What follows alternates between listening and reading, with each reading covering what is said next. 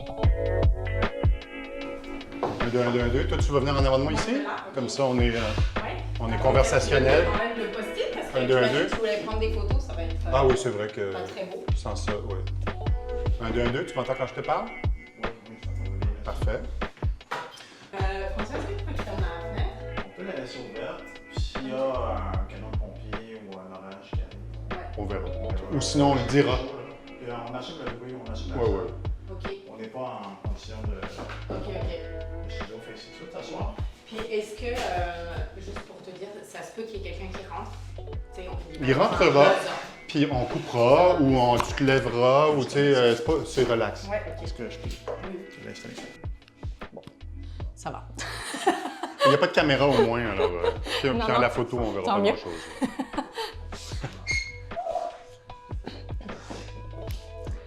C'est stressant, hein? Oui?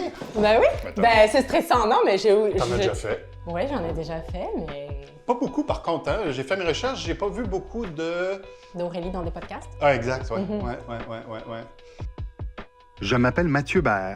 Avec mon associé François Perra, on s'interroge sur le futur du monde des médias. Je vais donc m'asseoir avec des gens de tous les horizons du métier pour en discuter. Aujourd'hui, je parle à la fondatrice de l'agence Made In, une pionnière en marketing numérique au Québec, Aurélie Sautier. J'en ai écouté deux. J'en ai écouté un avec le gars de Bromont. Ouais, C'est ok, InfoPresse, sur il me marketing, semble. ouais, Ouais, en bien. marketing de contenu, ouais. plus sur le métier.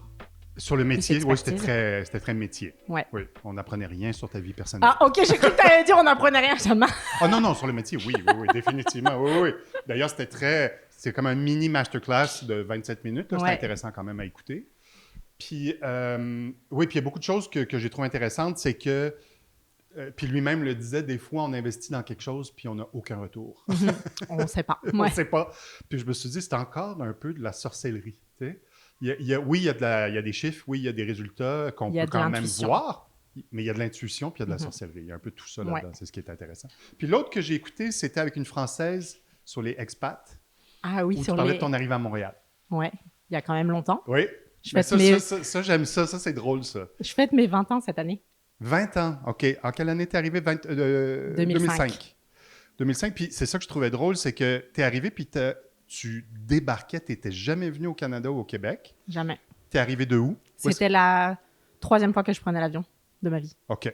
Puis t'étais où est-ce que tu habitais? Où est-ce que tu as grandi? J'ai grandi dans les Alpes, D'accord. à Chambéry, petite ville de Savoie. Chambéry, ouais. La ville où il y a une fontaine avec des éléphants, il me semble, non? Non. Oui. Comment elle s'appelle? La fontaine des éléphants. Ou non, elle a un autre nom. Ah oui, moi, nous, on l'appelait comme ça. Oui? La fontaine des éléphants. Est-ce que c'est des derrière d'éléphants ou des devants d'éléphants? Non, les devants. Parce que moi, j'ai toujours entendu la fontaine des 4 culs. C'est vrai, t'as raison. T'as déjà entendu ça? Ouais, c'est les 4 culs. Est-ce que c'est peut-être des derrière? Je me souviens pas. Je me souviens pas, ça fait très longtemps que je suis pas retournée. Mes parents ont déménagé depuis. OK, donc tu as grandi à J'ai Chambéry. grandi à Chambéry jusqu'à mes 18 ans, enfin 17 ans. J'ai fait une année d'études à Lyon, Oui, pas loin. C'est Pas très loin, à une heure. et demie? 1 heure? 1 heure. Puis j'ai déménagé ici, OK. faire mes études.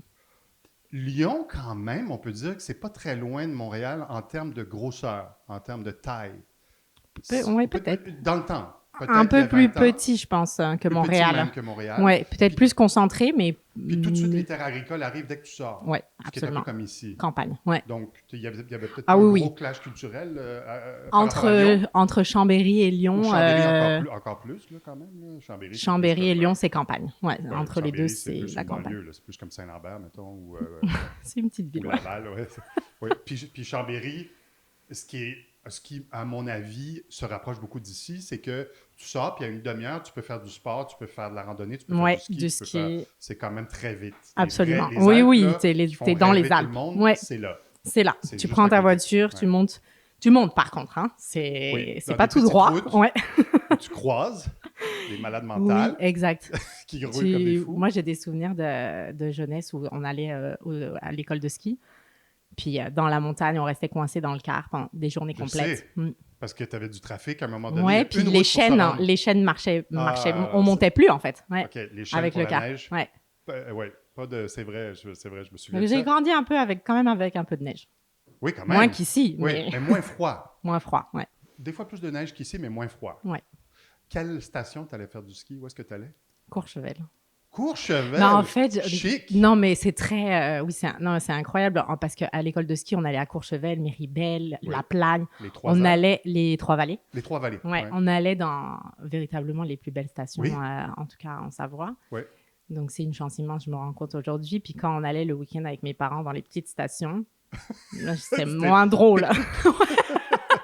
C'était moins Vous drôle. alliez où le week-end? En Savoie ou en Haute-Savoie? En Savoie, toujours en Savoie. Toujours en Ouais, Savoie. plus proche de la maison. Ok. À 20-30 minutes, on avait des stations déjà. Oui, quand même, hein? Oui. Tu sais que moi, j'ai passé 3 ans de ma vie à Annecy. Tu m'avais l'air de connaître le coin quand Ouais, même, hein? ouais. J'attendais pour te le dire. J'avais 19 ans, 19, 20, 21 ans, et je travaillais pour le 8 Mont-Blanc. Ah oui? La télévision Wow. des Pays de Savoie. OK, ouais. La télé locale. Je suis arrivé là, comme toi, tu es arrivé à Montréal. Moi, je suis arrivé de la même manière par Lyon, puis ensuite Annecy. OK. C'était pas ma première fois en France. J'y allais tous les étés en France parce que mon père est français, ma mère est québécoise. OK. Alors, j'y allais en vacances. Ta mère est québécoise, ton père est français? Oui. OK. Alors, moi, c'est l'inverse. Toi, c'est Avec quoi? mon mari. Ben, moi, je suis française. ton Mon mari est mari est québécois. Puis tes parents français, Mes parents français. savoyards. Savoyard. Ah oui. 100%. Savoyard, ma mère est italienne. Oui. Mais Oui, née en ben, Savoie. Savoie, Italie. C'est très proche. Oui. Il y a Ça beaucoup s'est d'Italiens, souvent, ouais. interchangé. Alors, c'est ça. Moi, j'ai travaillé et j'ai vécu dans mon petit appart à Annecy aux mêmes années, je pense, que tu es venu à Montréal, probablement, parce que tu avais 20 ans. Ouais. J'avais 20 ans. Je suis plus vieux que toi, donc ça s'est fait bien avant toi. Mais j'avais moins de clash culturel parce que je connaissais la France très bien déjà. Ouais. Je connaissais la télé française parce que je l'avais beaucoup écoutée. Donc, de travailler en télé, Ouais. je savais à peu près ce qu'il fallait que je dise et fasse. Mais j'ai appris. Ouais. Puis j'ai appris vite. J'avais pas le choix. Est-ce que tu étais front? Après un an, oui. OK, quand même. Première année, j'étais en arrière. Je triais le courrier. Il me faisait trier le courrier pour que j'apprenne les régions, les villes, à trier le courrier. Mais surtout, tu sais, de quoi... Parce que c'est une télé locale. Ouais. Alors, Il fallait que tu connaisses la région. Ouais. Il fallait que je connaisse presque autant la Savoie que la Haute-Savoie quand même, parce que c'était les deux. Ouais. C'est pour ça que Chambéry... D'ailleurs, mes premières nuits, j'ai dormi à Chambéry. Après, je suis allé à Annecy. On m'avait prêté un appart à Chambéry. Bon puis, choix quand même, Annecy. Oui, quand même. Oui. Très bien. Et puis c'est ça. Puis oui, éventuellement, j'écrivais, je montais les reportages des nouvelles et éventuellement, ils m'ont donné un petit magazine culturel de 2 minutes à tous les jours où c'était le Québécois qui parlait de ses aventures dans les Alpes. Ah oui? Ouais. OK, ça s'appelait comme ça? Ça s'appelait l'agenda. Le Québécois? Oui. Non, l'agenda, mais Ok. je me présentais comme le Québécois. OK, ah wow. Puis là, soit je lisais des trucs qui, tu sais, comme genre ce soir, festival de je sais pas quoi, Ouais. puis, mais je donnais mon avis. Soit j'allais sur la route pendant la journée, je faisais un petit topo, puis je l'incluais dans Très cool. mon show. 2 minutes, 3 minutes par jour. Mais quand même, Très cool. c'était le fun. Ouais, t'as aimé? Beaucoup, énormément. Ouais. J'aurais pu passer ma vie là. Oui? Honnêtement, ouais. Puis qu'est-ce qui t'a fait revenir? Il me restait, j'avais fait un bac en sciences politiques, puis je voulais faire quelque chose en commerce, puis je suis revenu ici pour aller au HEC. Au HEC? Ah oui? Ah, OK. Je savais toi, c'est pas là que fait t'as pour ça. commencé? Moi, j'ai commencé au HEC. Ben, Ouais. j'ai fait tout au HEC, moi. Ouais. Ouais. Comment ça s'est passé, toi, quand t'es arrivé? Moi, quand je suis arrivée, c'est drôle, tu parlais de choc culturel. J'ai eu un moins grand choc culturel quand je suis arrivée à Montréal que quand je suis arrivée à Lyon. À Lyon, moi, j'ai grandi dans un milieu quand même assez modeste. Disons qu'on est la première génération de mes cousins et cousines à aller à l'université faire des études. Ouais. Et j'ai atterri à Lyon en prépa. Je ne sais pas si tu connais le système français. C'est 2 ans avant les écoles de commerce et les écoles d'ingénieurs. Ouais. C'est très Oui, parce que les écoles de élitiste, commerce, le modèle français. C'est ça, ça arrive plus tard que l'université. Ça Oui, arrive exactement. plus vieux. 2 ans, ouais. Ouais. C'est un modèle de concours. Donc, j'ai atterri en prépa dans une école privée, catholique, Oh mon un milieu très bourgeois français, surtout Lyon, hein? de Lyon. Lyon, Ouais. je pense que c'est très fermé comme oui, société. c'est très, hein. très Quand t'es riche, fermé. tu te mélanges Et non. Et donc, moi, j'ai atterri dans ce milieu que je connaissais pas du tout. Je connaissais pas les codes. Je pense qu'on se comprenait pas trop non plus. Ah oui, hein, même avec 1 heure de route. Ouais. Ouais. Non, c'était un très gros choc culturel pour moi d'être dans ce milieu-là. Et donc, quand je suis arrivée à Montréal, à l'université, qui était l'opposé de la prépa. En prépa, tu peux pas parler, tu poses pas de questions. Le prof parle pendant des heures. Oui, puis c'est le cours t'écris, là. magistral. C'est magistral. Tu te lèves quand le prof rentre. Tu sais, c'était très Ah oui, ok, à ouais, l'ancienne, ouais, avec ouais. beaucoup de protocoles et tout. Et là, j'arrive à Montréal. Waouh, j'ai adoré. Ben oui. Je me souviens de ma première journée à Montréal, le 12 août 2005, donc, les arbres. Tu vois, c'est comme tu vois les arbres ici. Et Oui, là, ça tu es sur le plateau, puis il y a des arbres partout ici. Ouais. J'habitais à Côte-des-Neiges, évidemment. Oui, oui. Ben, juste à côté de l'université. Juste d'ailleurs, à côté tu de devais marcher. l'université, j'habitais la rue McShane, qui est littéralement derrière l'hôpital Sainte-Justine. OK. Et OK. aujourd'hui... Ah, ben là, le HEC est en face. Oui, Oui, j'habitais vraiment oui. juste derrière. Puis aujourd'hui, je me dis, c'est incroyable. J'ai atterri ici en pensant que j'allais rester 3 ans. Moi, je suis venue pour mon bac. Juste pour les études. Ouais. Dans ma tête, c'était ça le plan. Bon, 20 ans plus tard, je suis toujours là. J'ai fait mon bac, ma maîtrise au HEC. J'ai accouché mes 2 accouchements à Sainte-Justine. Je me dis, c'est incroyable comme ma vie. Ah oui, en c'est plus, canalisé c'est vrai, tout ben oui. autour de ça, Ben oui. de Ouais. cet endroit. Puis, Ouais. t'es pas très loin là. Tes bureaux sont Saint-Viateur, donc c'est pas très loin non plus. C'est pas très Tu loin. dois habiter dans le coin aussi. J'habite à Outremont. Donc, Ouais. ah oui, Outremont, comme 90% des Français à Outremont-Plateau. Moi, je pense que c'est la Plateau, plus... hein? Ouais, je pense que Moi, la quand j'étais proportion jeune- est plus grande sur le plateau. OK. Moi, j'ai grandi à Outremont, puis c'était très français quand j'ai Ah oui? grandi. OK. Mais le peu de Français qui avaient immigré au Québec habitaient à Outremont. Je te OK. dirais. Ah ouais. Mais Je pense il y a 30 qu'aujourd'hui... ans. Ouais, je pense 35 qu'aujourd'hui, ans. c'est plus le plateau C'est et Outremont va pas être trop connu OK. des Français. Tu vois, moi, par exemple, je connaissais pas. C'est mon mari qui OK. m'a initié. OK, ben, à Outremont. ça a changé. Moi, je suis allé au collège Stanislas à Outremont.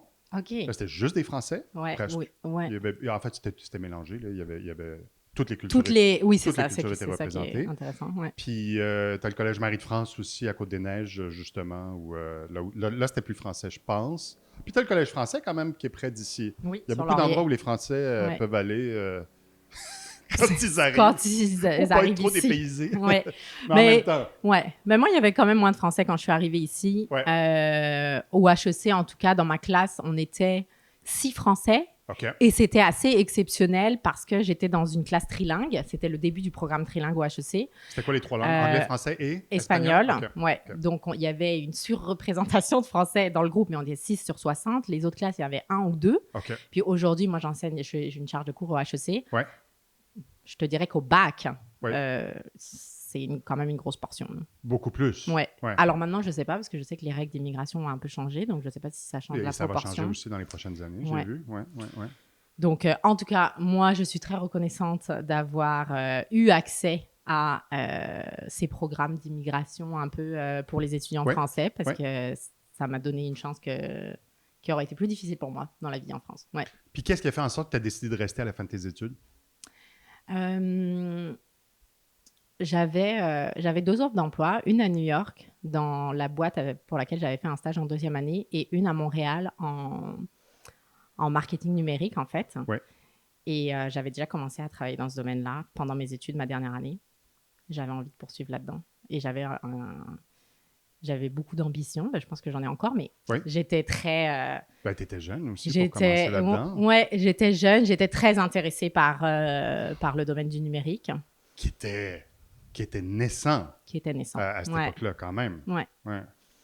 Et tu as choisi Montréal. Et j'ai choisi de rester. Ouais. Oui. J'ai choisi de rester. Puis aujourd'hui, parfois, je me dis, est-ce qu'à un moment donné, j'ai vraiment choisi de rester? Ouais. Ou c'est juste. C'est la vie, en fait. La vie a choisi pour moi. Puis j'en suis très contente parce que, bon, après, j'ai trouvé un mari. Tu aurais peut-être trouvé un New-Yorkais aussi, quand même. Ouais, peut-être. On ne sait pas. On ne sait pas. On ne sait pas, mais c'est ça. 20 ans plus tard, je suis encore là alors que je suis venue pour mes études. Ouais. Ouais. Puis, mais c'est ça, marketing numérique en 2008, je suppose, parce que c'est arrivé en 2005, tu as fait 3 ans d'études, Ouais, ou tu as même commencé j'ai pendant commencé en l'université. 2007. Ouais. 2007. Internet existait depuis genre 95-96 à peu près. Donc là, tu es vraiment dans les débuts. Je suis vraiment dans Il les n'y a pas de débuts. réseaux sociaux encore. C'est les débuts. C'est quoi, c'est MySpace? Non, MySpace, c'est quand même vers la fin de MySpace, finalement. OK, il y a eu autre chose avant. Ou c'était des blogs avant? Ben là, c'était les blogs. Là, c'était Ouais, l'époque c'est ça, des c'est blogs. ça. Ouais, donc moi, en 2007, je commence à travailler dans une agence en achat média web. OK. Donc là, Donc là, c'était des bannières? C'était quoi? c'était les bannières. C'était ça, Big OK. Box, Super Bannière, etc. Donc, je travaille sur les plans médias de différents grands annonceurs. En fait, j'ai la chance de travailler sur des grosses campagnes quand même, Ouais. en achat média web. Ouais. Et donc là, je fais les premières campagnes sur Facebook, publicitaires sur OK, Facebook. Facebook commençait, là. Ouais, Facebook commence et c'est une époque où ce n'est pas sécuritaire pour les marques d'être sur Facebook. Pourquoi? Parce qu'il peut se dire n'importe quoi? Bah, parce qu'on ne connaît pas l'environnement. Non, c'est le Far West. Donc, là. c'est le début, là. Donc, on investit des proportions qui sont minimes Oui, OK. sur Facebook. Puis, Ouais. c'est l'époque où c'est ta propre carte de crédit qui est sur Facebook parce qu'il n'y a pas les systèmes mis en place, Ouais. tu sais, pour avoir des cartes de crédit d'entreprise. Ouais. Enfin, donc, c'est vraiment les tout débuts. Tu n'es peut-être pas encore trop sûr des résultats non plus, je suppose. Tu n'es pas sûr, mais tu t'en rends vite compte que les résultats sont... Ça rentre? Ça rentre. Et Ouais. puis, en fait, ce qui a causé tout ce qu'on connaît par la suite, Ouais. c'est que les coûts sont extrêmement bas. Oui. Par rapport à la télé classique? Moi, je suis juste dans le numérique à ce moment-là. Mais par rapport Ouais. au CPM des régies publicitaires Ouais. de l'époque, les CPM sont beaucoup plus bas. Et donc, petit à petit, finalement, on a ces grands groupes, les Google, Meta de ce monde, qui vont commencer à gruger de l'espace publicitaire dans les plans médias, en fait. Donc, moi, je suis au tout début de ça. Ouais. Est-ce qu'à un moment donné, tu t'es dit, quand on est jeune, tout est possible, surtout tu es encore à l'université ou tu sors à peine de l'université, Ouais. finalement, on peut rêver grand, on n'a pas d'enfant encore, on n'a pas Ouais. encore de responsabilité. Mais est-ce qu'à un moment donné, tu t'es dit, c'est ça mon futur et c'est ça le futur, ou en le faisant, tu allais un peu à l'aveuglette? Parce que tu aurais pu aller en imprimé, tu aurais pu aller en télévision, tu aurais pu aller dans des trucs plus existants, plus classiques, plus Ouais. établis, mais tu allais quand même dans une zone qui était très inconnue encore. Ouais. Je pense qu'à part quelques visionnaires, il n'y a pas grand monde qui savait ce que ça serait aujourd'hui en 2025, 26, 27. Là. Oui, absolument. Je te dirais que j'y ai même pas pensé. Non? Non. Ça te plaisait? C'était là-dedans. Tu tripais? Oui, je tripais vraiment. Tu vois, ma dernière année au HEC, je faisais un projet recherche sur la publicité dans les médias sociaux. Donc, j'ai étudié Twitter et... comment ça s'appelait? Social... ça va me revenir. Oui. En tout cas, une plateforme qui était comme les débuts du métaverse où tu avais des avatars, etc. Là, je ne sais pas pourquoi j'oublie le nom, mais en tout cas, j'ai étudié ça en 2007. Ouais. Et ce que je ne t'ai pas dit encore, mais peut-être tu l'as trouvé dans tes recherches. Je ne sais pas. Mais visiblement non. J'avais un blog. Oui, sur la mode. Sur la mode, la vie. Oui, OK. Ouais. Ta sœur aussi, d'ailleurs. Ma sœur, elle qui est était... en France, sur les mariages. OK, tu as fait beaucoup de... J'ai fait des recherches. OK, tu as fait tes recherches, là, ouais. Ouais, exactement. Tu sais tout déjà. Petite pause pour vous dire que pour d'autres points de vue tout aussi stimulants, abonnez-vous et revenez nous écouter sur les plateformes habituelles. D'autres discussions vous attendent sur le monde des médias avec des invités aux profils variés. Vous allez voir. OK. Non, c'est ça. Donc, tu avais un blog et les blogs, c'était ça au début. Là. La naissance du web, c'était les forums, les discussions, les blogs. C'était là qu'on était exactement. À l'époque. Puis moi, j'étais très curieuse. Je le suis encore. Je suis très curieuse de nature. Et donc, je me lançais dans ce genre d'initiative où je créais mon blog. Puis à l'époque, il y avait quand même une barrière à l'entrée à créer du contenu sur Internet. Ouais. Aujourd'hui, tu crées un compte. Tu pouvais pas juste publier. Là, il fallait quand même que tu te crées un blog. Oui, il fallait que tu aies une adresse URL et tout ce qui va avec. Il fallait que tu set up un WordPress, il fallait que tu set up un template, il fallait que tu fasses tes propres modifications. Donc, il fallait comprendre quand même un peu d'HTML qu'aujourd'hui, très facilement, tu te fais un site Internet. À l'époque, ce n'était pas le cas. Mais donc, c'était très intéressant pour moi de comprendre pour ça, de naviguer, de changer une template. C'était comme un peu l'époque où les blogs faisaient ça. Est-ce que tu avais des annonceurs sur ton propre blog? En fait, je m'intéressais beaucoup à comment tout ça fonctionnait. Donc, je regardais les modèles d'affiliation. À l'époque, il y avait beaucoup d'affiliations sur les blogs. En fait, je pense que pour moi, c'est le début de l'influence, comme on la connaît aujourd'hui, c'est l'affiliation. Aujourd'hui, on y revient. C'est comme si ça s'était perdu un temps. On y revient. Mais le début, c'était de l'affiliation. Donc, les blogueurs, ils parlaient de différentes choses. Ils mettaient des liens affiliés. Où ils allaient percevoir une rémunération sur les ventes. Ils avaient un pourcentage, c'est ça, sur ce qui pouvait... Exactement. Donc, moi, je naviguais là-dedans personnellement parce que ça m'intéressait. Donc là, j'avais mes flux RSS où j'étais abonnée à tout un tas de blogs que je suivais. Alors, il y avait des blogs, dans la mode parce que c'était ma passion à l'époque, personnellement. Et je suivais aussi tous les blogs de marketing de l'époque. Donc, tu apprenais en même temps. J'apprenais à fond. Ouais, j'adorais ça.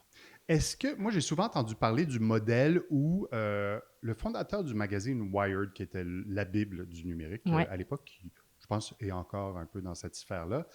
Kevin Kelly, je ne sais pas si tu le connais, c'est un futuriste. C'est son titre. C'est son titre. Ouais. C'est comme Gourou, mais Un une autre peu, version. Un peu, c'est Ouais. un peu ça. Ouais. Et ce qu'il a toujours dit, lui, c'est la philosophie du 1000 True Fans. Donc, les fidèles, les 1000 fidèles véritables. Où tu as cette espèce de bassin-là de 1000 personnes, de façon symbolique, là, Ouais. mais pas 10 millions, 1000, Ouais. qui te suivent, qui s'alimentent de ton contenu à tous les jours ou à toutes les semaines, Ouais. mais que toi, tu dois être fidèle à eux. Si tu leur fais une promesse, tu dois livrer. Tu dois livrer, Oui. absolument. Puis eux deviennent tes agents de relations publiques après, de façon indirecte. Ouais. Est-ce que c'était un peu ça au début? Est-ce que c'est comme ça que tu... as-tu vu ça un peu ou as-tu senti ça? Pour les créateurs, Oui. 100%. Puis c'est encore vrai aujourd'hui. Oui. Ton audience, elle te donne son attention. Oui. Puis il faut que tu lui livres du contenu. Il Oui. faut que tu sois Faut que présent. tu sois fidèle à eux Il autant faut que tu qu'eux sois sont fidèle à toi. eux. Eux, ils attendent à ce que tu leur livres du contenu. Tu ne peux pas partir. C'est un métier quand même assez difficile. Hein. Oui. Si tu pars, il y a des chances que tu ne reviennes pas. Si tu prends des vacances, il Ouais. faut que tu aies enregistré des trucs à l'avance. Exactement, exactement. Enregistrer des trucs à l'avance ou que tu en fasses du contenu, Ouais. mais il y a des attentes Ouais. de ta communauté. Ouais. Puis Donc, je suppose qu'il y a des attentes aussi pas seulement dans la quantité là, ou dans l'horaire, là, ouais. mais aussi dans la nature de ce que tu fais. Si tu es un créateur de contenu qui fait des randonnées dans la vie, Ouais. tu ne vas pas commencer à faire de la popote ou des cafés, des lattes. Non, mais ça, c'est très intéressant ce que tu dis parce que c'est souvent un point dans la carrière des créateurs de contenu qui sont nichés. Oui. Parce que finalement, tu as comme deux types de créateurs de contenu. Tu as ceux qui ont une niche précise, la randonnée, la Ouais. cuisine, Le le voyage. mariage, le voyage, mariage, ouais. etc. Si à un moment donné, ta passion change parce que les gens évoluent dans la vie, Ben oui, oui. potentiellement, il faut que tu travailles à faire aussi évoluer ta Faut que communauté. tu les prépares. Ouais, il faut que tu Ouais. les prépares. Ça ne peut pas se faire du jour au lendemain. C'est un travail. Et c'est un travail auquel sont confrontés certains créateurs de contenu parce qu'à un moment donné, peut-être t'épuises un sujet aussi. Oui.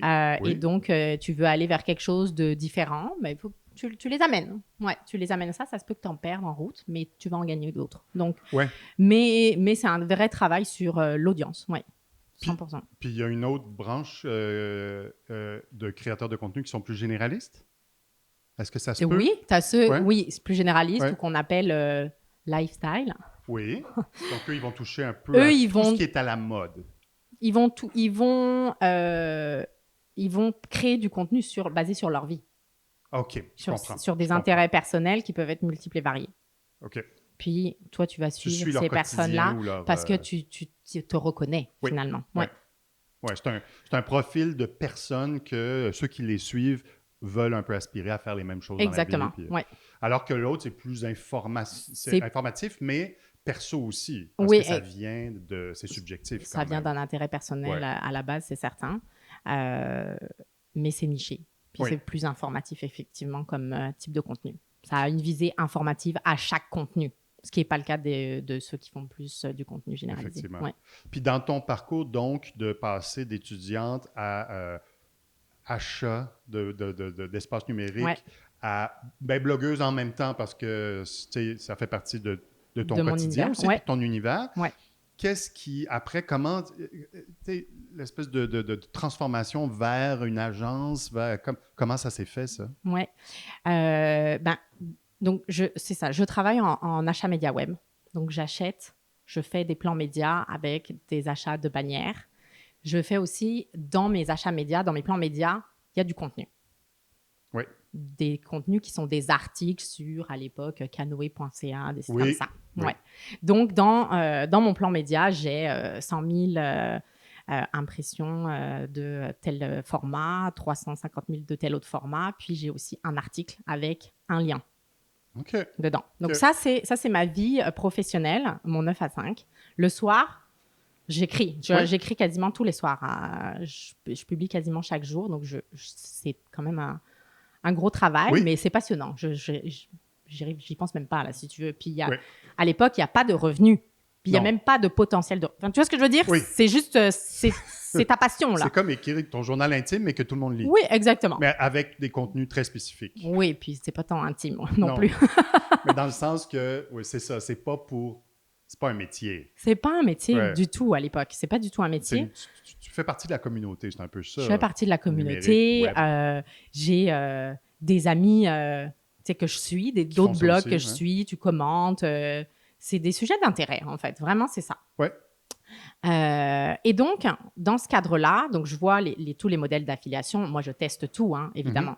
Je teste tout à cette époque. Et là, je vois que, en fait, quand tu as un blog, tu as une audience. Tu as Oui. des impressions qui sont générées sur ton blog chaque mois, chaque jour, qui ne sont pas monétisées, qui ne peuvent pas être monétisées à ce moment-là, puisqu'il n'y a pas de système en place pour faire en sorte que ce soit monétisé. Ouais. Donc là, ma première réflexion, c'est de dire, mais il faut une régie publicitaire spécialisée dans les blogs Ouais. pour avoir tout le système, toute la mécanique technique en arrière pour servir de la publicité. Parce que moi, là, dans mes plans médias, sur des campagnes de niche, par exemple motoneige, des choses comme ça, là, je me dis, là, il y a des blogs spécialisés en motoneige. Ouais. C'est sûr que les gens qui achètent des motoneiges, ils lisent ça. Puis il y a Mais là, peut-être je plus me de monde dis, qui lisent ça que qui vont voir une pub de motoneige sur Canoë ou sur Exact. ailleurs. Et là, je sais que c'est hyper... excuse-moi. Je suis certaine de rejoindre ma cible. C'est ça. Je sais exactement là qui sont 100% de l'audience que je vais rejoindre Sont captifs, sont intéressés. sont intéressés Oui. par le produit que je veux vendre. Oui. Donc là, je commence à approcher des blogueurs pour leur dire, bon, j'aimerais ça, acheter une big box, super bannière, etc. Il n'y a pas le système en place. Donc là, c'est très complexe de faire arriver cette campagne-là parce qu'ils n'ont pas de ad serveur. Donc là, tu dois envoyer des créatifs. Tu n'as pas la mesure derrière. Tu n'as pas de tu peux pas savoir partie combien ad ça serveur donne. qui... Non. Ouais. Tu le sais basé sur sa propre... En tout cas, Puis le fabricant de motoneige, il va te dire, je veux bien, mais à un moment donné, il faut que je sache, est-ce que ça il faut rapporte? qu'on sache, exactement. Puis ça reste des audiences petites, malgré tout aussi. Oui. Donc c'est un amalgame de tout ça. Là, il n'y a pas la technologie qui permet de servir les publicités. C'est des audiences qui sont plus petites. Donc, individuellement, c'est difficile. Collectivement, c'est là où je me dis peut-être c'est intéressant. Ce que je vois en parallèle dans mes plans médias, c'est que ce qui génère le plus de clics, là où j'ai les taux de clics les plus intéressants, c'est pas sur mes big box super bannières, c'est dans les articles, Direct dans le contenu. dans le contenu. OK. Donc, puis moi, je vis dans le contenu. Oui. C'est ma passion. Ouais. Je lis tout un tas de blogs, je suis là-dedans. Donc, je comprends pourquoi. Parce qu'effectivement, tu lis un article, il y a beaucoup plus de chances. Tu es captif, tu es là. C'est intéressant. Ouais. On t'amène à vouloir cliquer versus une publicité. Donc, c'est ces deux éléments-là qui m'amènent à créer Made In, qui, à l'époque, c'est Made In Blog. OK. Parce qu'on ne parle pas d'influence à l'époque. Non, mais non. Le mot n'existe pas. Ouais. On est en 2012. Ouais. Et donc là, on lance Made In Blog, qui est finalement une régie publicitaire pour les blogs, qui leur permet, donc on a un ad serveur, on leur permet de diffuser. OK, tu crées tu vois un besoin, puis tu te dis, je vais répondre à ce besoin-là. Et le besoin, il est double. Le besoin, il est d'un côté chez les annonceurs de rejoindre des audiences niches, d'aller chercher cette audience-là aussi, qui est captive, où il y a de l'attention. Et elle est du côté des blogs de monétiser leur audience. Ouais. Et ils n'ont pas les capacités, ils n'ont pas ce qu'il faut techniquement pour le faire. C'est ça. Donc, ils ont besoin de quelqu'un entre les deux. Exact. Est-ce que tu le vois ailleurs dans le monde, ça? Est-ce que tu commences à faire tes études de marché? Est-ce que tu regardes les États-Unis? Oui. Peut-être pas l'Europe encore parce qu'ils sont arrivés un peu après. Oui. Donc, je regarde évidemment ce qui se fait aux États-Unis. Alors, tu as deux choses. Tu as les modèles justement de ad server qui commencent à émerger, de régie publicitaire, pardon, qui commencent à émerger. Et tu as les modèles plus basés sur la communauté, où là, ça va être des agents spécialisés par verticaux. Donc, tu vas avoir des agences beaucoup dans le domaine de la famille, qui sont vraiment les premières cibles. OK. La maman, OK. Ouais.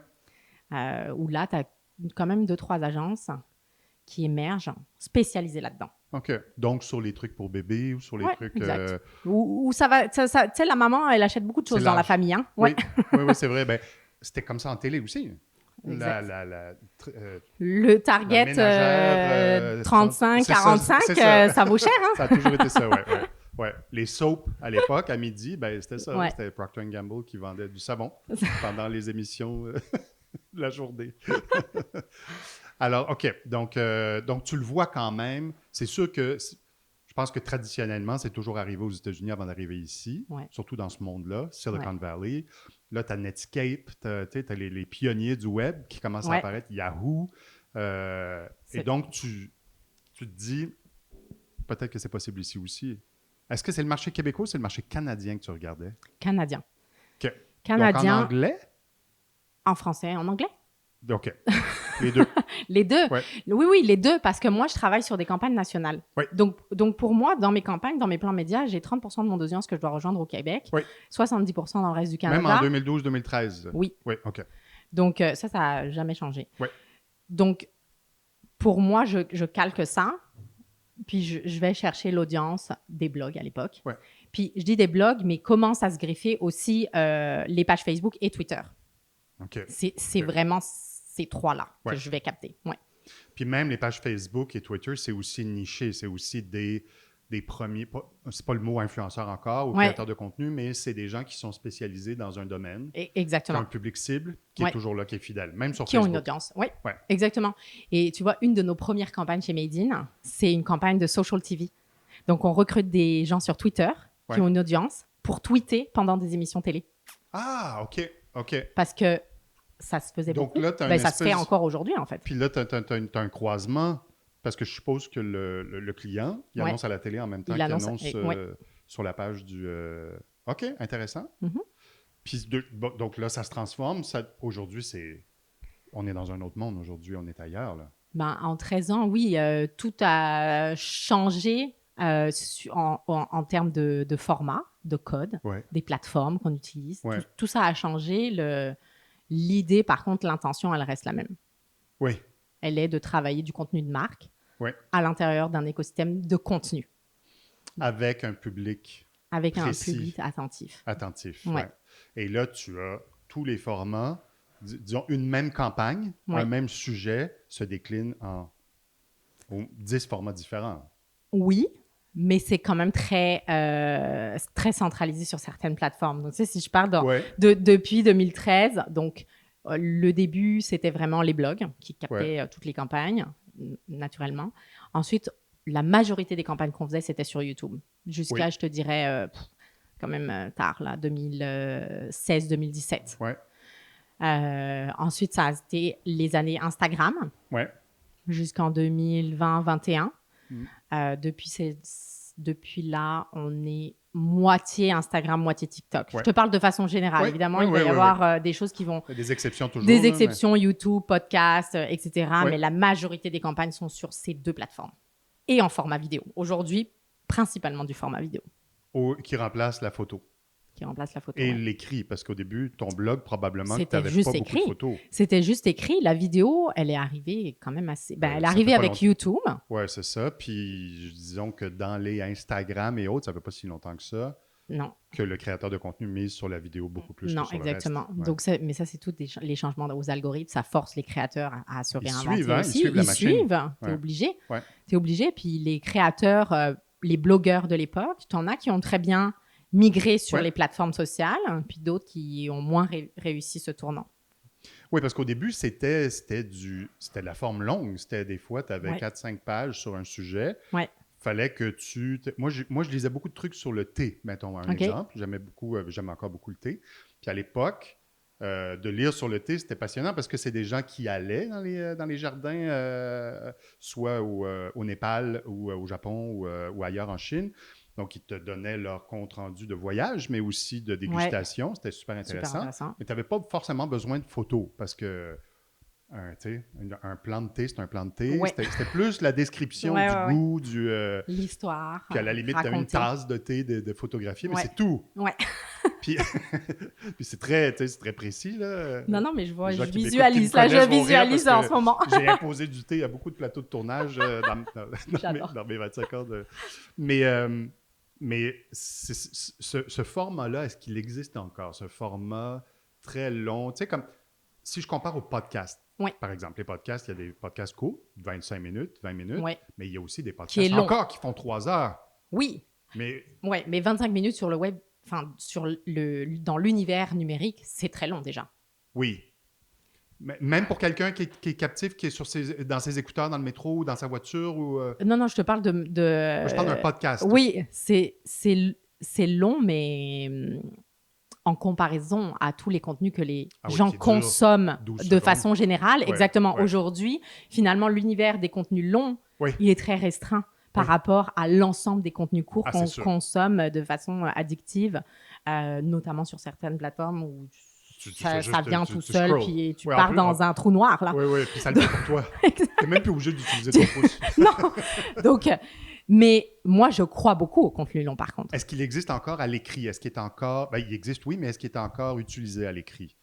Pour les publicitaires ou pour toi, dans tes exemples? Ouais, non. Le Non, contenu long n'est pas à la mode aujourd'hui Non. pour les annonceurs. OK. Moi, j'y crois beaucoup, par contre. Ouais. En termes de la puissance du contenu de marque long, Ouais. j'y crois énormément. Parce que quand tu parles à quelqu'un pendant 25 minutes dans ses écouteurs, comme tu viens de dire, l'impact est différent Ben oui. de un 12 secondes sur TikTok. On peut pas négliger, c'est même pas comparable. Puis moi, je donne souvent l'exemple de YouTube versus TikTok. Oui, le CPM va être, ou le CPV va être beaucoup moins important sur TikTok, mais la qualité est complètement différente. Déjà, la façon dont la vue est quantifiée, on parle d'une seconde, en fait même la page s'ouvre puis ça compte la vue, versus sur YouTube, tu Pas dois pareil. avoir un 30 secondes avant qu'une vue se comptabilise. Ouais. Donc- le 30 secondes, ça implique que la personne a eu un Elle, intérêt. elle est quand même intéressée là. Tu sais, Ou alors, il a aujourd'hui, déposé son on... téléphone, puis c'est ça, elle a oublié. aller chercher un verre d'eau. Mais j'ai même lu, par contre... non, j'ai pas lu. J'ai entendu le vice-président chez Québécois parler de que même le mouvement du téléphone maintenant était comptabilisé dans certaines données. Ou si le téléphone, tu sais, de façon, l'espèce de, je sais pas c'est quoi le terme, là, mais ouais. gyroscopique, là, est face à la personne, ou alors est déposé sur une table, c'est pas les mêmes, ça n'a pas la même ampleur. Ça se pourrait. Mais là, on est dans le très, très technique. Ouais, on est dans le très Mais- technique. Puis c'est pas des informations trop publiques non plus. Non. Mais il en a parlé en public, par contre. Il en a Oui, parlé dans oui, un oui. truc, Non, mais pour les plateformes. annonceurs. Mais oui, non, c'est Parce sûr qu'ils ne te le que- diront pas. Non. Non. Parce que normalement, ils ne devraient pas vraiment le savoir. Tu sais, parce que là, on rentre dans la vie intime des gens. Ouais. Est-ce que j'ai mon téléphone dans mes mains? Est-ce que je suis à la salle Est-ce de que bain? je suis- Est-ce que ouais. je suis dans le métro? Est-ce que je bouge vite? Et- Est-ce que je suis assis? mais on s'en va probablement dans cette direction-là, à mon avis. Surtout avec tout ce qu'on porte sur notre corps qui est connecté maintenant. Tu sais, ta bague va te dire comment tu as dormi dans la nuit. Tes lunettes vont donner de l'information sur ce que tu vois devant toi. Tu sais, on est connecté. C'est quelque chose, là. Ouais. Est-ce que tu t'en vas là, toi, ou est-ce Moi, que non. tu y penses même pas? Non, moi, je m'en vais pas du tout là. Parce qu'en 2008-2009, est-ce que tu serais allé là si c'était arrivé plus vite? Plus jeune, plus ambitieuse, plus, je sais pas, plus je sors de l'université, tout est possible. Serais-tu allé dans le hyper connecté? Puis parce que ça commence à être un peu invasif dans certains cas. Je pense pas que j'y serais allée parce Ouais. que j'ai pas d'intérêt pour ça. Ouais. Tu sais, personnellement. Moi, vraiment, je travaille en contenu. Ouais. Je considère que je travaille en contenu, pas en publicité. Puis OK. pour moi, c'est très important de faire la pas la même différence. chose. C'est pas du tout pareil. Donc, quand je travaille avec des clients, je travaille en contenu de marque. Et pour moi, une des choses importantes que je dois faire, c'est travailler le brief de marque pour faire en sorte que le brief de marque s'intègre dans un contenu qui, à la base, n'est pas publicitaire. Oui. Donc, je C'est dois plus travailler soft pour et mon c'est plus audience. à long terme. Ouais. Il se place tranquillement dans Il le... se place tranquillement, dans puis le il doit contexte être des intéressant, il doit s'intégrer dans un contenu plus large, Ouais. où on va diffuser une information Oui, plus globale. pour que la personne apprenne quelque chose quand même, pas juste la Ex- circulaire de la semaine. Exactement, ça peut être, c'est ça, un contenu un contenu éducatif, mais aussi divertissant, peu importe, mais il doit y avoir une valeur pour l'audience. Ouais. Donc moi, je considère que je travaille en contenu, et donc, non, tout l'aspect publicitaire, tu vois ce que je veux dire? Ouais. Je pense pas que j'y serais allée de T'es façon... pas dans le prix du produit, t'es pas dans l'immédiat, t'es pas dans la pression non plus de « il faut vendre Oui, ça, je le suis. ». Oui? Oui. Les clients, est-ce qu'ils comprennent pas encore ou c'est tranquillement? Je te dirais, ça va dépendre des clients. La majorité des campagnes que nous, on gère chez Medine, c'est quand même des campagnes de notoriété, donc on est plus haut dans le tunnel de conversion. Oui. Mais reste que dès que tu travailles avec une entreprise qui fait du e-commerce, on attend les ventes, là. Parce que explique-nous, pour quelqu'un qui apprend le contenu de marque, Ouais. ce que tu fais, c'est pas justement la pub de tous les jours. C'est pas je vais avoir une pub pour un Canadian Tire ou autre qui va passer dans mon feed, puis je vais voir que, tiens, les bâtons de ski sont en vente cette semaine. C'est pas ça du tout. Non. C'est quoi? Si tu me le résumes là, dans ton pitch client, mettons, là, pour que les gens comprennent. Ça va être de prendre les messages clés qu'une organisation ou une marque va vouloir communiquer à une certaine audience cible, de prendre ce message clé et de le faire diffuser par quelqu'un d'autre. Okay. Donc, tu vois, moi, je travaille sur deux plans. Je travaille sur les canaux de communication des marques. Donc, à la fois, j'aide les organisations. Je dis marques, mais c'est aussi des organisations qui ne vendent pas de produits, là, oui. Qui sont plus dans le service. Donc à la fois, travailler leur propre canaux de communication, mais pour moi, les créateurs de contenu, c'est des canaux de communication pour les organisations aussi, mais tierce partie. Oui. Et on ne peut pas ignorer ce pan-là, parce qu'aujourd'hui, la majeure partie du contenu qui est consommé sur les plateformes sociales vient des créateurs de contenu, pas des marques. Ouais.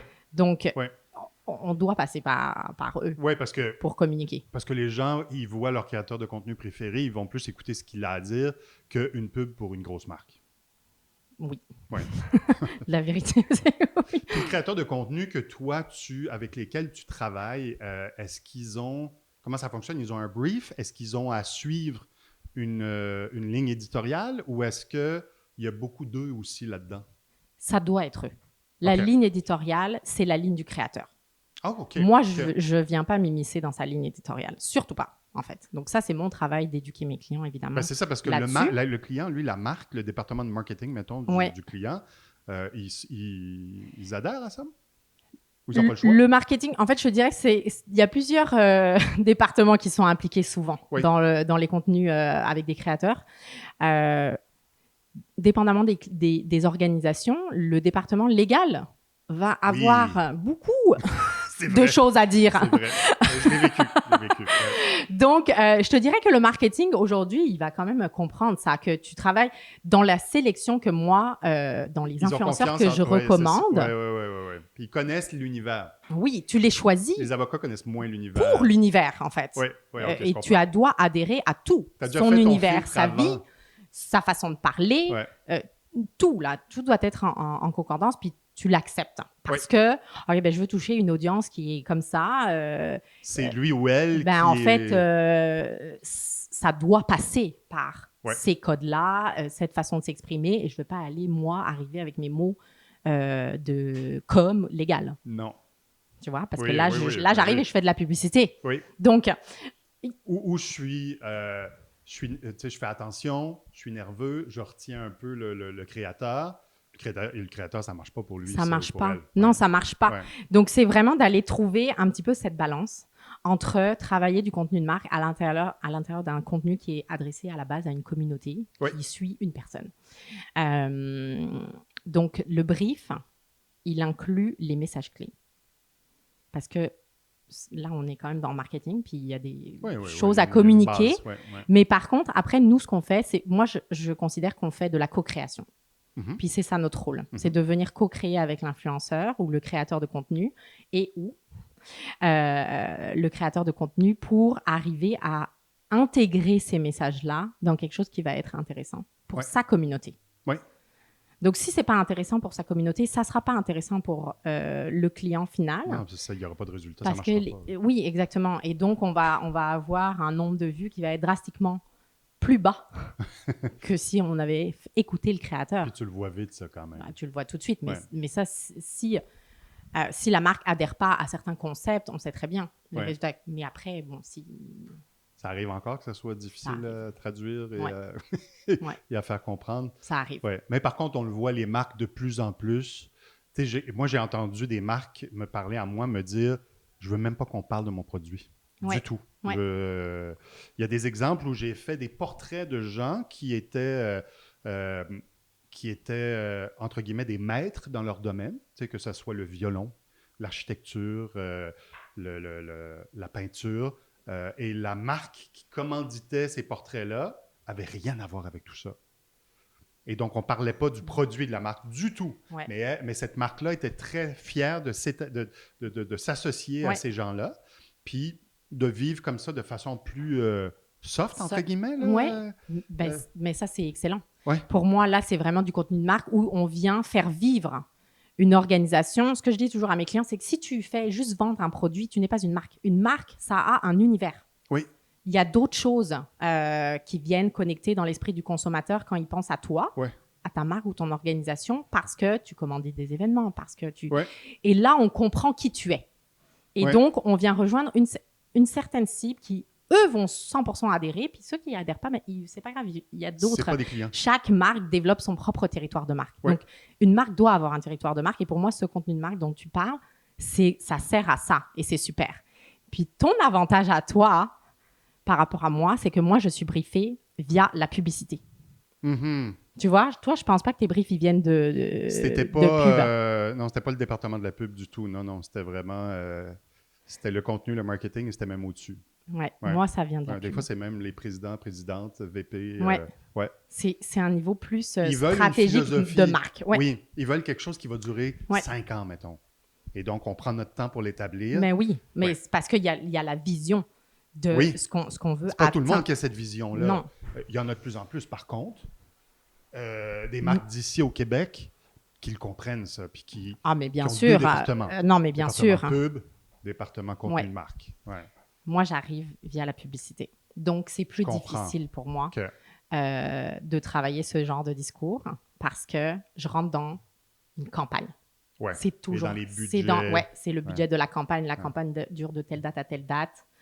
Mhm. L'argent vient directement de l'agence média. Tu sais, c'est tout Oui. ça, là, tu vois. Oui. Donc, tu rentres dans, finalement, ce que je faisais il y a 18 ans, mes Oui. plans médias, c'est comme une ligne.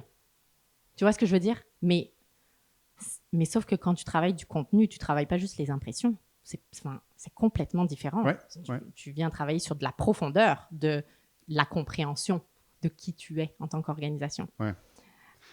Donc, voilà. Puis est-ce que tu penses, si tu regardes 5 ans ou 10 ans en avant, est-ce que tu penses que ça va davantage se diriger vers là ou est-ce que ça va retomber dans le... Parce que, tu sais, on voit... J'ai vu un exemple cette semaine où il parlait des engins des robots d'intelligence artificielle, les Ouais. ChatGPT et autres, là, Ouais. Gemini. Il disait que plus cet engin conversationnel-là va se développer, plus l'utilisateur va seulement passer par lui pour poser des questions et pour savoir des trucs sur ses produits ou sur des trucs qu'il veut acheter même. tu sais. Ouais. Et dans ce cas-là, le paysage du web, là, où tu cliquais et tu avais 12 000 trucs, Ouais, dont, et tu cherchais. dont des trucs commandités et payés pour. Là, Ouais. Ça arrive en premier, puis c'était pas ça que tu cherchais, mais ça arrive, je le clique parce que c'est cute. Mais ça n'arrivera plus parce que tu vas passer par un engin qui va trier ça pour toi en Ouais. avance. Où est-ce que tu penses que ça s'en va, à ton avis, tu sais, en termes de... Ben, tu vois, aujourd'hui, les premiers impactés par ça, c'est ceux qui ont encore des blogs, des médias écrits. Ouais. Parce que là, ça s'est Ben non. aspiré dans la machine. C'est Chad Ouais. qui va l'écrire pour eux. Oui, exactement. ça, Donc, c'est eux, ça. ils sont très, très impactés depuis un an, puis même depuis les changements sur Google et tout. Parce que, ben, en fait, tous leurs revenus Changement sur Google aussi, publicitaires, oui, c'est vrai, ouais. l'affiliation qu'ils généraient, parce qu'il y a quand même des blogs qui sont très, très gros encore. Ouais. Ben, ça c'est en train de disparaître. Donc, Ouais. eux, ils sont extrêmement impactés aujourd'hui par ça. L'intégration à ça sur le social, ben là, je suis curieuse de voir comment ça va évoluer par rapport au format vidéo. Parce qu'aujourd'hui, reste que les gens, les internautes, puis peut-être particulièrement les plus jeunes, Ouais. consomment de la vidéo principalement. Donc ça reste. Parce que Ça reste aujourd'hui. l'IA peut pas... Oui, l'IA peut tout faire. Il faut je quand pense. même que tu ailles voir la vidéo tu sais, Ouais. sur les réseaux sociaux. Ouais. Donc, est-ce que les réseaux sociaux, les Instagram, Facebook et éventuellement d'autres trucs qui vont apparaître, là, TikTok et d'autres trucs qu'on ne connaît pas encore, est-ce que ça va être un peu ça, la future télé ou la future radio ou la future... Ben, je pense que c'est déjà. Oui, Je parce pense que la télé est encore là. La télé est encore là, Puis il y a la encore des radio annonceurs à la aussi, télé. tout, Oui, il y a encore oui, des tout le monde annonceurs est à la encore radio. là. Puis c'est encore, enfin, si je regarde l'industrie de la publicité dans sa globalité versus l'industrie du créateur, c'est microscopique aujourd'hui. Encore, hein? Encore. Ouais. Mais parce que c'est une énorme industrie, la publicité. Ouais. Il y a quand même plusieurs acteurs Ça prend qui du temps dépendent de ça. Tourner... L'industrie du créateur, c'est le créateur. OK, donc ça fait vivre... Ça fait l'autre vivre industrie beaucoup de fait vivre monde, des gens là. et on ne veut pas quand même trop brasser les règles. Ben, Parce qu'on a quelque part, un loyer, on a 50 personnes à payer à temps plein, Ouais. on a tout ça. Là. Ouais. Donc, Quoi qu'on voit de moins en moins les agences avec 12 personnes sur le tournage, puis moi, je le vois moins quand même. OK. En pub classique. Ben, je pense que Je le vois oui, pas du t'as tout des- dans pub créateur, là, ça c'est vrai. Ouais. Là. Il va aller tout seul avec son téléphone. Ouais. Mais en pub classique, l'époque où tu avais 22 camions dehors dans Ouais. la rue, puis un food truck, puis tout le reste, là, je le vois moins. Ça existe encore, Ouais. mais je le vois beaucoup moins. À mon avis, ça change aussi. Oui, quand ça même. change aussi parce ouais. que malgré tout, les formats puis la façon de créer du contenu, aujourd'hui, on est quand même plus conscient que ça peut être beaucoup plus efficace. Oui, puis c'est éphémère. Et que Aussi. si ça s'en va, effectivement, nous, on crée que du contenu pour les plateformes sociales. On ne fait pas de contenu télé ou quoi que ce soit. C'est pas mon métier, je ne sais pas faire ça. Oui. Mais c'est ça va vivre 24 heures. Donc, c'est ça. il faut se relaxer, là. C'est ça. Il faut se relaxer. Tu vas pas faire un film de Ridley Scott Non. pour quelque chose qui dure, Non. que tu ne reverras plus après. Que tu ne reverras plus. Puis, Ouais. tu as beaucoup de plateformes à alimenter si tu veux vraiment faire la Aussi. job au complet. Aussi. Donc, tu peux pas. Il faut être réaliste, tu peux pas. Par contre, moi, là où j'aimerais qu'on aille comme industrie, c'est dans la compréhension que justement les plateformes sociales, c'est pas seulement l'ouverture de ton Instagram, de ton TikTok, puis consommer du contenu aléatoirement qui vient à toi, mais aussi de recherche, ce que tu viens de dire juste avant. Ah, Donc, ton contenu, oui, il peut vivre 24 heures, mais fondamentalement, si tu le travailles comme du contenu qui répond à des questions Oui. des utilisateurs, ton contenu, il peut vivre extrêmement longtemps. OK. Puis je vais te donner un exemple, une campagne qu'on a fait en 2015. 100 000 vues, YouTube. 100 000 vues, réponse à une question. En 2015 quand même. Hein. Oui, non, Ok. c'était quand même, c'était quand même une YouTubeuse qui avait quand même une sacrée communauté très nichée, dans un domaine très niché. Aujourd'hui, la vidéo, elle a plus de 4 millions de vues. C'est ça. Tu comprends? Elle a C'est un survécu. produit qui est encore à la pharmacie, là. OK. Elle a survécu parce qu'elle répond à une question, qu'elle est bien montée, Ouais. qu'elle répond bien, en fait, à la Ouais. question. Et donc, elle continue de vivre, cette vidéo-là. Donc, le contenu, entre guillemets, universel, intemporel, ça existe encore malgré le côté jetable de ce qu'on regarde Ouais. beaucoup.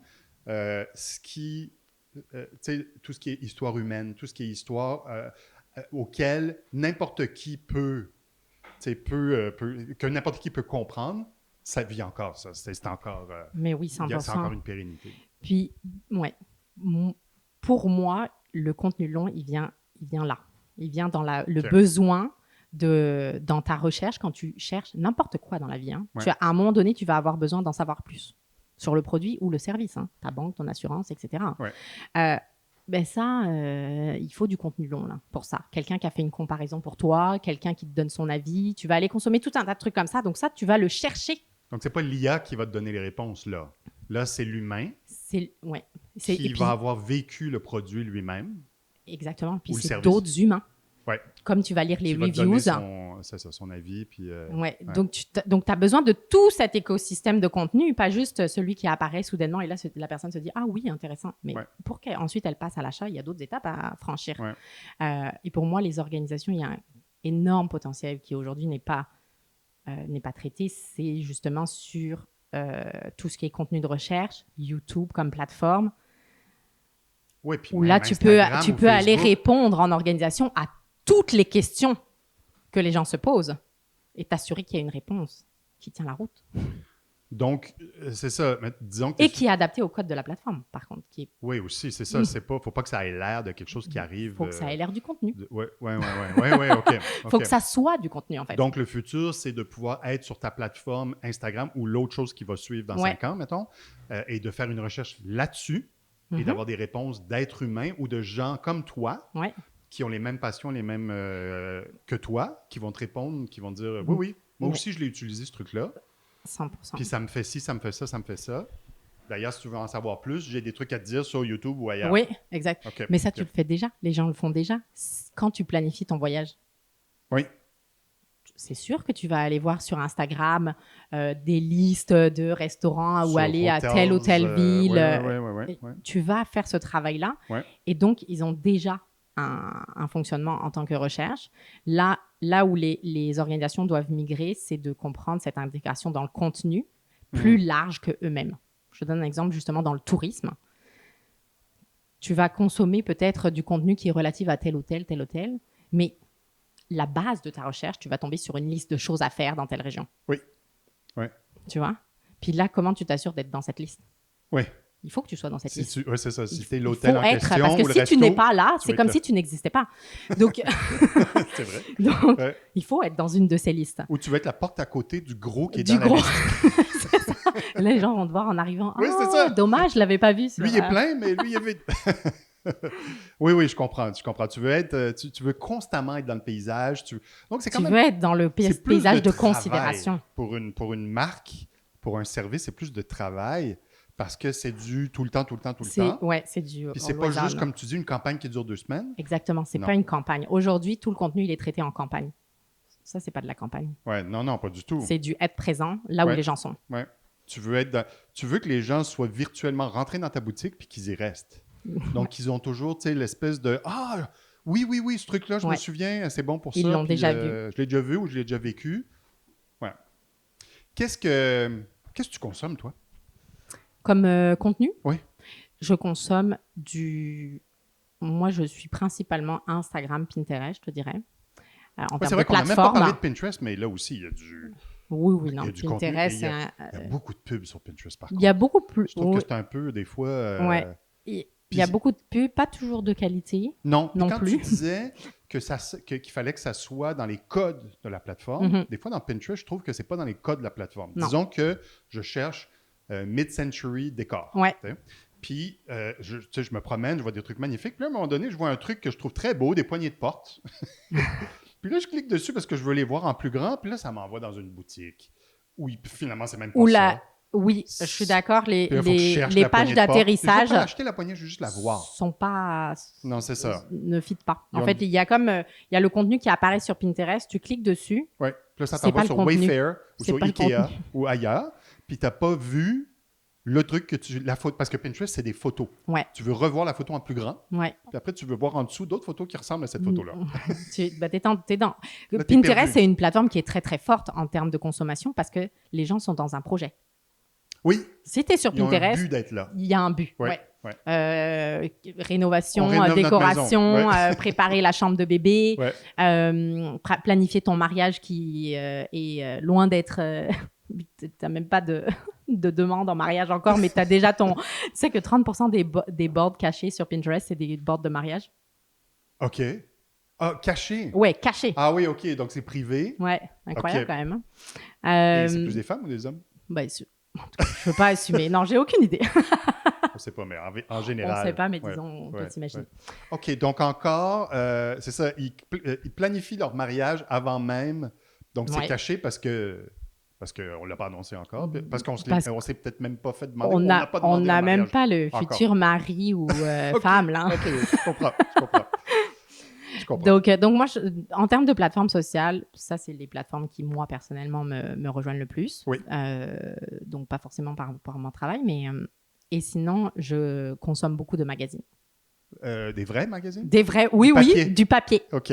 Je suis... T'es encore là-dedans. Ah oui, une grande consommatrice de magazines. J'en achète des dizaines par mois. Puis j'achète les éditions de plusieurs pays. Du même. Ah, OK. Ouais. OK. Ah oui, du même. Ouais, Comme le Vogue Europe, Ouais.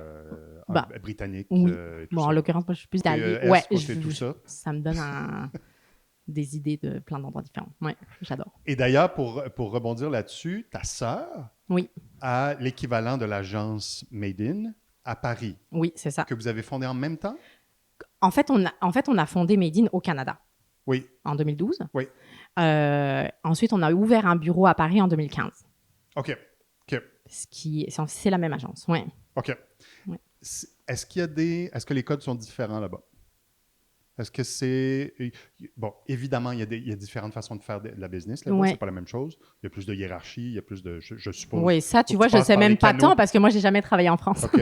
Mais est-ce que tu sens de ta sœur, quand toi, disons que tu peux écrire directement au VP ou directement, même des fois, au président ou à la présidente d'une compagnie, je pense pas que tu puisses faire ça en France.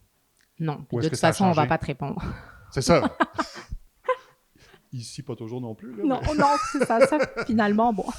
Mais est-ce que tu sens qu'il y a des différences fondamentales du point de vue de ta sœur, pas du tien parce que tu n'as pas travaillé là? Ouais, mais tu vois, c'est drôle parce que tout à l'heure, tu disais en Europe, ils sont un peu en retard. Et c'est vrai qu'au début Ben, il l'était, je parle pas de Oui, maintenant. oui. Non, mais c'est exactement ça que j'allais dire. Ouais. Quand on a lancé Made In ici, c'était très précurseur et Oui. avant-gardiste.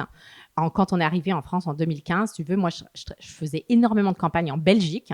Oui. Puis on était la seule agence d'influence en Belgique. On n'avait pas pignon sur rue en Belgique. OK, quand même. On était la seule agence OK. d'influence en À Belgique. partir de Montréal, tu faisais ça en Belgique? Ouais. OK. Ouais. OK. Donc, à un moment donné, ça a commencé à devenir un peu complexe en termes de gestion horaire. Ouais. Et donc, c'est là qu'on a ouvert le bureau en France OK. et qu'on a commencé à travailler sur le marché français. Mais donc, à l'époque, c'était, oui, plus nouveau finalement qu'ici, mais aussi, je pense, dû à quelque chose qui est très dans le... comment dire, la psychologie du français qui veut pas trop dire qu'il gagne de l'argent. Oui. C'était très Le mal tabou, vu, ouais. très mal vu pour les créateurs de contenu de gagner de l'argent parce qu'ils créent du contenu. Donc ils ne pouvaient pas parler de leur salaire. Et Donc, de tout des ça, tarifs. finalement, vivait pas trop bien au début. Ouais. Puis après, bon, les plus jeunes, finalement, ont poussé ça. Ça a vraiment aidé. Puis, tu as vraiment des influenceurs en France qui ont fait la place à ça, à ce Ouais. discours, OK. qui ont honné ce Là, c'est une message-là. question de génération aussi, probablement. 100%. Ouais. Aujourd'hui, je te dirais que c'est quand même un marché très dynamique Ouais. en influence. Puis est-ce qu'il y a des différences majeures par rapport à l'approche, soit avec les clients, soit avec les créateurs de contenu? Je pense que les différences, elles viennent principalement de la taille du marché. Oui. Qui Il y a implique, plus d'argent quand même, non? Oui, il y a beaucoup plus d'argent. Ouais. Donc, ça implique d'autres choses. Puis souvent, c'est l'Europe aussi. Plus, tu sais, tu parles de la France, mais tu peux faire de l'Europe aussi Tu à peux, partir de la France. Absolument, ou l'inverse. Ouais. Alors qu'ici, ben, tu as pas mal juste le marché ici. Là. Tu feras pas, tu passeras pas aux États-Unis en français, mettons. Non, ça serait surprenant. Chez quelques communautés en Californie oui, ou à c'est New York, ça. là, mais c'est à peu près tout. En Louisiane. En Louisiane, oui, c'est ça, exact. Oui, c'est ça. Donc, c'est ça aussi, c'est la taille du marché. C'est la taille du marché qui amène forcément un dynamisme différent. Sommes phénoménales et des gros groupes quand même d'annonceurs ou de... Tu sais, il y a des empires en France. Oh, oui. Médiatiques. Puis je suppose qu'il faut passer je pense par que eux des fois. Ouais, et je pense que les dépenses, effectivement, même proportionnellement, sont beaucoup plus importantes en France sur les créateurs qu'ici. OK. Même proportionnellement, ouais. OK. Même si vraiment je toute remets chose au étant même... égale par ailleurs, ouais, là. exact. OK. Ben, c'est vrai qu'ils ont... Est-ce qu'ils ont la possibilité d'avoir plus de public parce que le marché est si grand ou est-ce qu'un influenceur québécois francophone va aussi avoir des Français ou des Belges ou des Suisses dans son... Oui, ça, c'est aussi une caractéristique spécifique du marché canadien et de tous les autres marchés, finalement, comment dire, où la langue est aussi une langue d'un autre pays plus gros, finalement. Oui. Donc, tu vois, on avait la même problématique en Belgique, par exemple. Oui. Donc, les influences... Faut que tu ailles chercher de la France un peu. En fait, naturellement, tu vas chercher de l'extérieur. Okay. Mais ça, tu veux pas trop. Quand tu es un annonceur canadien, tu veux des ouais. gens au Canada, là, a priori. Pas grand intérêt. Donc, ça, c'est une spécificité du marché canadien. Les créateurs de contenu canadiens anglophones vont avoir une très grande partie quand même de leur audience qui va être sur d'autres marchés, américaine, Australie, Angleterre. Mais là, effectivement... Québec, moins. OK. Québec, tu as quand même beaucoup de créateurs qui ont une grosse proportion de leur audience qui est ici, voire la totalité. Mais par contre, dès que tu franchis un certain cap, nécessairement, ça sort. Mais ce qui est normal. Ben oui, parce c'est une question de mathématiques, là. Donc, si tu as des millions d'abonnés au Québec, il y a une forte chance que ce soit en dehors du Québec. Oui. Victoria Charlton, qui fait que je connais bien, qui est une amie avec qui j'ai travaillé sur une émission de crime, qui a son qui a sa page YouTube. Ouais, ça a 42 ans. Ça te trahit, là. Qui a sa page YouTube, quand elle a 1 million d'abonnés, c'est parce qu'il y a des abonnés en France aussi, quand même, parce qu'elle parle juste français, donc elle va aller chercher l'Europe francophone. Ouais. Donc, c'est ça aussi, là, à un moment donné. Mais ce que je me dis, c'est qu'un annonceur, même un annonceur planétaire, tu sais, un Nestlé, mettons un Nestlé qui a des produits dans le monde entier, bien, Nestlé a quand même ses branches locales où il y a des stratégies différentes par rapport au marché. Pareil pour un fabricant automobile. Volkswagen n'aura pas la même stratégie au Québec qu'il va avoir au Mexique, mettons. Oui. Donc là, comment ils font, justement, quand tu as un créateur de contenu qui déborde? Ben, la marque qui a une stratégie ici, finalement, il faut qu'ils adoptent une stratégie plus globale avec lui ou elle, non? Ce qui est impossible. Ben, c'est ça. Parce que c'est ça, les équipes locales, elles s'occupent du marché local. Ils se parlent pas, vraiment, des fois? Ils se parlent, mais ils ne communiquent pas. Les budgets ne sont pas ne communiquent pas entre eux, par C'est ça. contre. Ouais. Ben oui. Donc, ils ont leur budget, ils doivent adresser le marché local. Donc, nous, on doit trouver des créateurs de contenu qui ont un certain pourcentage de leur audience qui est c'est ça. ici. Il faut que ça soit plus... Parce que je ne vais pas payer pour que 70% de mon audience rejoigne un marché américain Puis où ça mon tombe dans produit le n'est vide. pas disponible. Exact. Donc, ça, c'est un enjeu de l'industrie. Ouais. C'est pareil en Euh, anglais. Des fois, je regarde c'est des pareil. trucs américains qui me plaisent beaucoup, je clique dessus, puis c'est pas disponible pas au Canada. disponible, Puis ouais. encore moins au Québec souvent, parce que Ouais. on a un Oui, marché la barrière. spécifique, Ouais. là. Ouais. Donc ça, c'est pas évident. Ça, c'est quelque chose qui va évoluer probablement avec les années aussi. Moi, je suis 100% alignée avec toi. L'aspect global, Ouais. dans une certaine mesure, devrait prendre en importance pour les compagnies qui ont C'est ça, qui sont placés qui partout. sont placées partout parce que ils auraient une meilleure attribution de leur budget Oui, s'ils le traitaient de façon globale. oui. Parce Donc, que localement, des fois, ça coûte cher. Alors que si tu te dis, bon, ben, le budget Québec, finalement, Ouais. il sert aussi à la France. Ouais. Donc, on va le... Exactement. Exactement. Mais dans ce cas-là, il faudrait qu'il Faut y qu'ils ait se des parlent. budgets conjoints. Ouais. Ça, tu vois, on arrive à le travailler quand même avec certains clients OK. américains OK. où on va avoir des influenceurs au Canada qui ont des énormes audiences aux États-Unis. Mhm. Mais pour eux, c'est quand même super pertinent de l'avoir. Donc, Oui. on va aller chercher du budget additionnel qui va, eux, leur permettre aussi de Qui gérer viennent de la maison mère, genre, ou, les États-Unis, mais qui tombent pas dans notre campagne, mais dont ils vont bénéficier finalement. De ça, on arrive quand même assez bien là, de plus en plus. Ouais.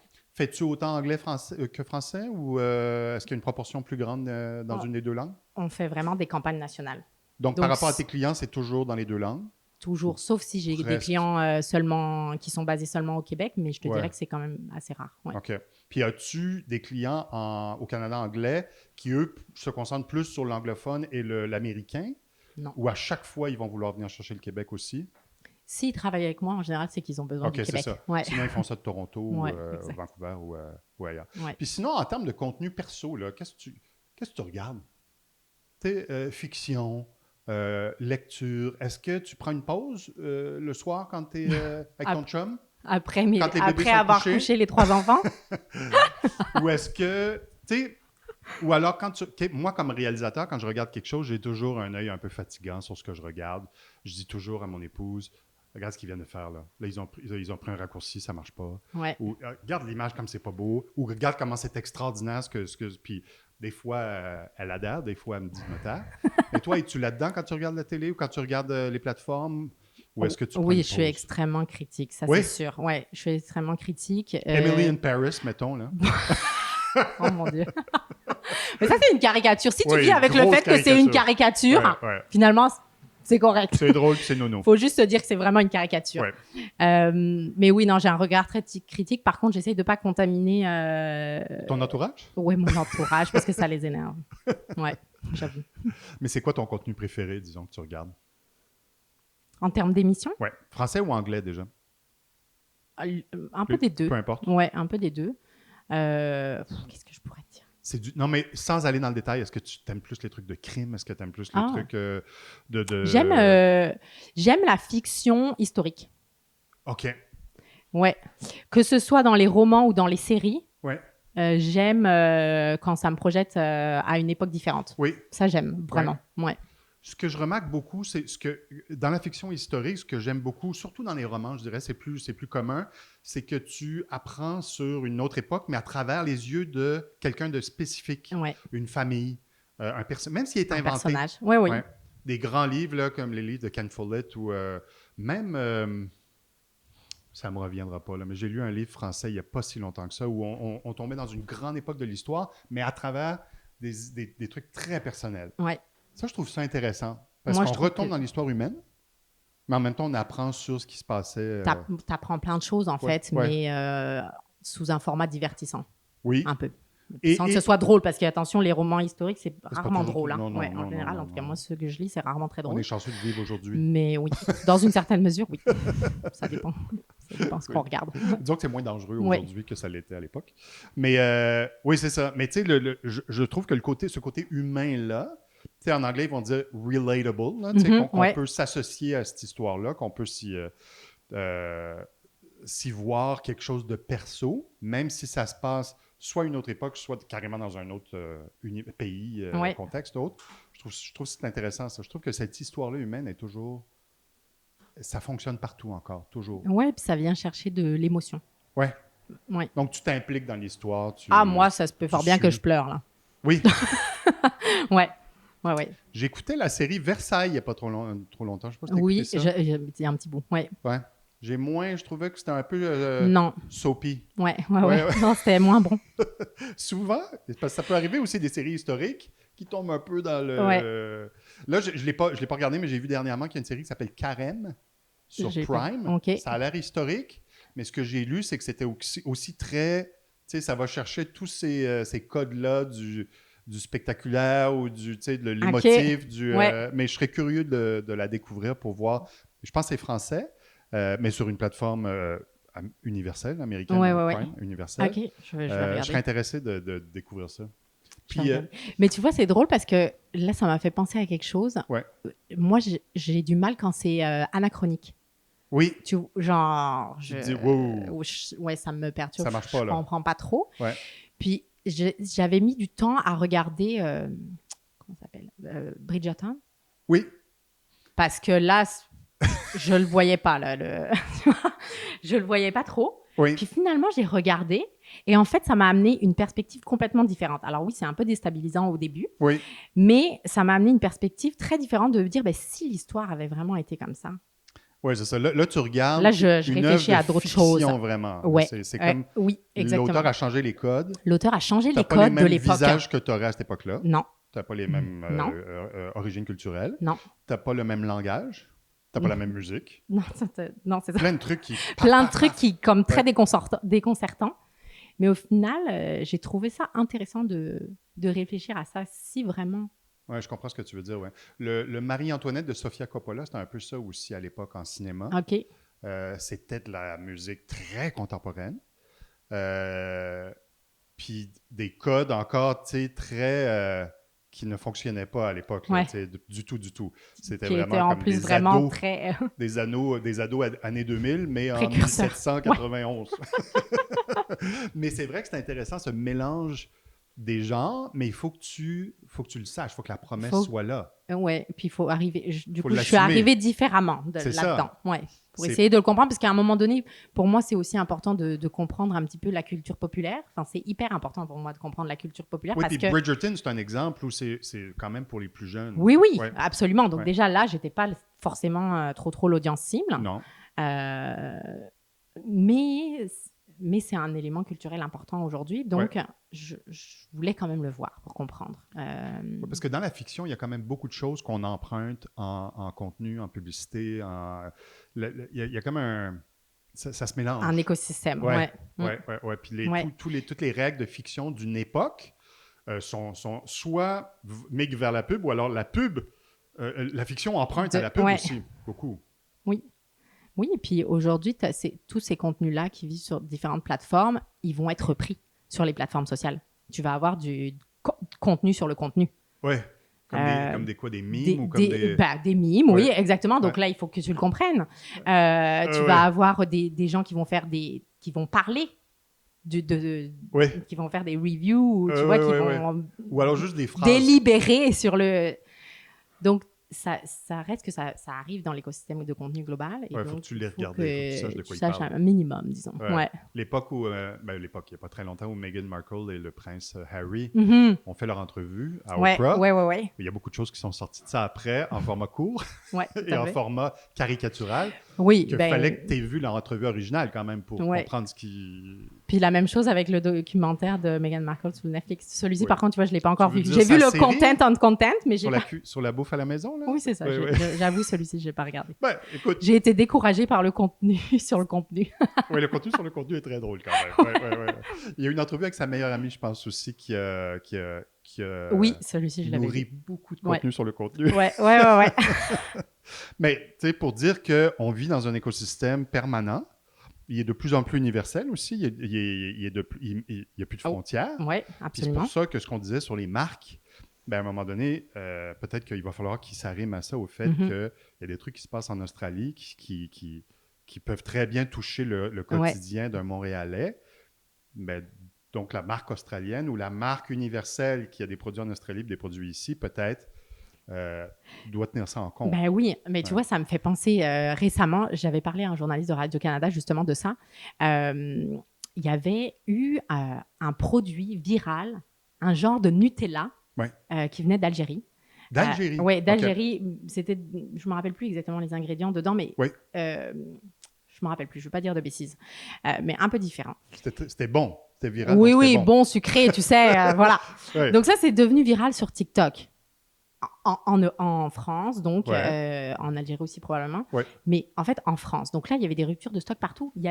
Donc là, il y a des gens des supermarchés ici qui en ont importé Ben parce oui. que les gens le cherchaient ici Ouais. aussi, de par la viralité en Europe. Ouais. Tu vois, donc Ouais. oui, c'est tout communique. Le chocolat de Dubaï.